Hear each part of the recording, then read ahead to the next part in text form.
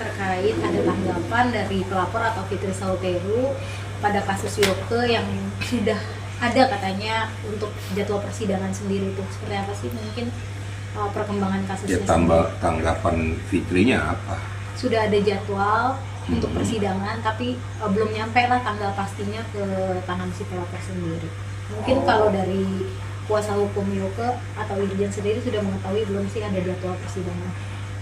Baik, terima kasih. Assalamualaikum warahmatullahi wabarakatuh. Selamat malam dan salam sejahtera untuk kita semua.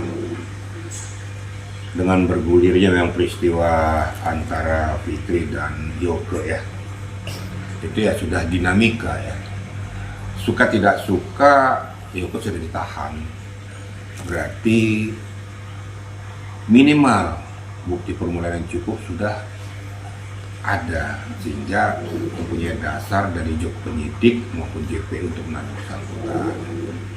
Saya pernah mengunjungi Yoke tuh, silaturahmi pengen lihat apa sih kan itu pokok permasalahannya. Kebetulan waktu itu diminta oleh pihak Yoke pengen dapat bimbingan hukum ya, bimbingan daripada pokok permasalahan bagaimana cara jalan keluarnya.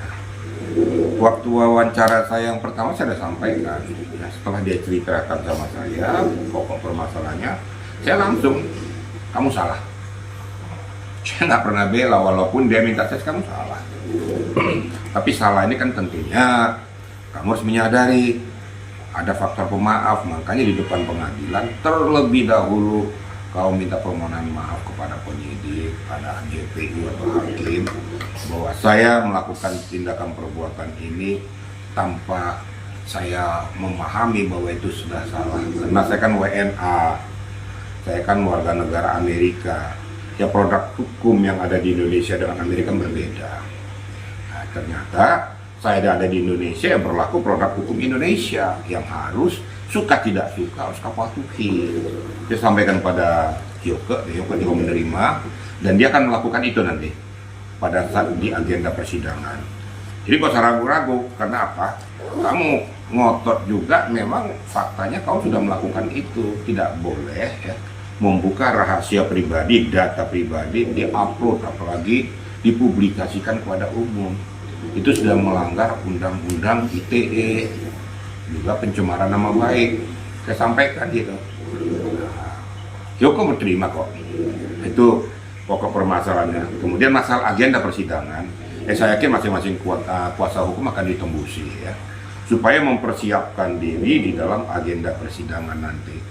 Hakim akan menginformasikan tentang kapan jadwal daripada persidangan ini. Makanya kedua belah pihak nanti mempersiapkan diri, baik daripada pihak nanti si terdakwa Yoke maupun nanti pihak saksi pelapornya si Fitri. Kira-kira gitu ya. Mungkin Irjen kan ini tadi dibilang akhirnya Yoke mengakui salah ya apa yang diperbuat. Mungkin selain itu ada juga masih yang menunggangi atau di belakang Yoke yang mendorong lah istilahnya untuk membuli, membuka rahasia Fitri Sauteru ini di media sosial. Saya tidak mau berandai-andai ya. Yang pasti Yoke tidak mengerti bahwa dia salah pada saat itu. Ini saya garis bawahi dulu ya. Tapi setelah Yoke menunjukkan apakah sih pokok permasalahan kau sampaikan, kemudian penerapan pasal mana yang dikenakan kepada dirimu, saya lihat. Setelah saya lihat semuanya, saya langsung nyampaikan bahwa kamu salah. Karena dia ngomong, Bang saya salah ya, katanya. Saya salah. Kamu nggak boleh melakukan ini ya. Karena kita di Indonesia ini berlaku undang-undang yang membatasi kita berbuat tidak seenaknya seperti di luar negeri. Ada batasan-batasannya, itu etika prosedur, etika ketimuran kita. Dia menyadari itu, makanya saya katakan tadi bahwa kau harus terlebih dahulu sebelum kau mengungkapkan dia nggak salah, kau permohonan maaf dulu pada pihak baik penyidik, JPU maupun hakim dengan ketidaktahuanmu tentang apa yang kau sampaikan, apa yang kau publikasikan sudah melanggar undang-undang yang berlaku di Indonesia.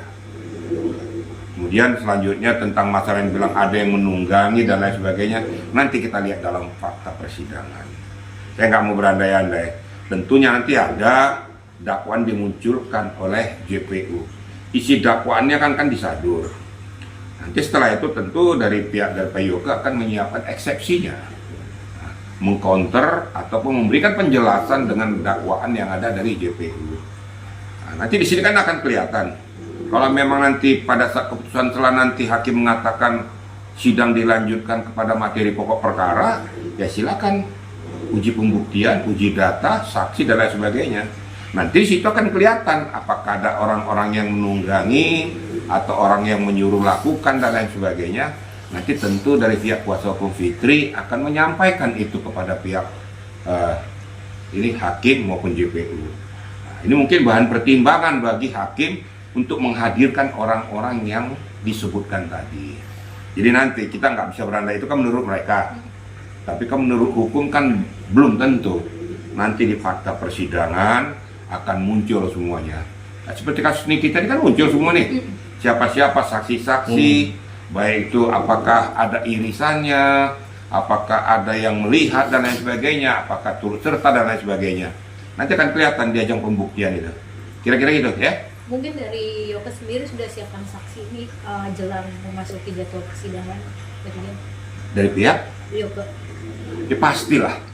Ya bagaimanapun seorang terdakwa kan tidak memandah juga kepada apa yang dia rasakan, dia alami. Tentu akan mempersiapkan diri untuk membela dirinya, setidak-tidaknya itu meringankan ataupun setidak-tidaknya dia mengerti itu salah, tapi tidak seperti itu yang saya maksud dan saya duga, kan gitu. Ya kan persiapkan. Kemudian sebab asal muasal daripada terjadinya peristiwa itu dia akan sampaikan di sidang pengadilan nanti kepada JPU pada saat JPU membacakan dakwaannya. Kenapa sampai terjadinya saling tuding menuding ataupun saling caci maki antara Fitri dan Yoga? Kan pasti ada akar masalahnya. Ini yang disampaikan nanti tinggal hakim akan menilai. Yoga menyampaikan tuh ini saksinya mendengar loh gini. Datang Fitri akan menyampaikan, ya kamu menyampaikan ini karena ada yang menyuruh lakukan ini. Nanti kan akan kelihatan. Maka saya bilang, saya tidak mau berandai-andai apakah ada yang menunggangi dan lain sebagainya. Nanti kita lihat di fakta persidangan. Sebenarnya Pak, kasus ini sebenarnya enggak ya hal yang biasa sebenarnya, tapi karena memang sudah menyangkut harkat martabat daripada orang lain. Yang kedua, tidak boleh membuka rahasia negara, dipublikasikan, diupload, nggak boleh. Itu data pribadi maupun data yang harus disimpan, diarsipkan. Itu yang membuat dia tuh kena gitu loh. Kira-kira gitu ya. Mungkin Irjen terakhir ketemu si Yoganya sendiri kapan sih? Dan kondisinya mungkin seperti apa? Saya ketemu kalau nggak salah tuh seminggu atau 10 hari yang lalu ya. Saya ketemu dengan Yoga ya, pada saat jam kunjungan. Kita bersilaturahmi, ngomong. Waktu itu saya bersama-sama dengan Tessa juga ya, sama-sama ke sana. Nah, kita ngobrol, dia menyampaikan keluhannya ya.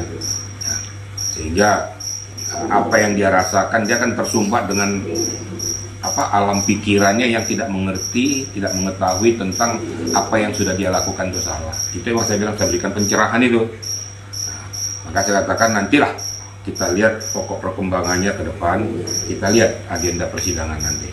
Untuk ke depannya mudah-mudahan, kalau saya berharap permasalahan ini kan permasalahan seperti bisa diselesaikan. Ini kan delik aduan ya. Jadi sebenarnya bisa diselesaikan oleh kedua belah pihak sepanjang, sekali lagi saya katakan, ya Yoga jangan juga keras kepala, kamu salah.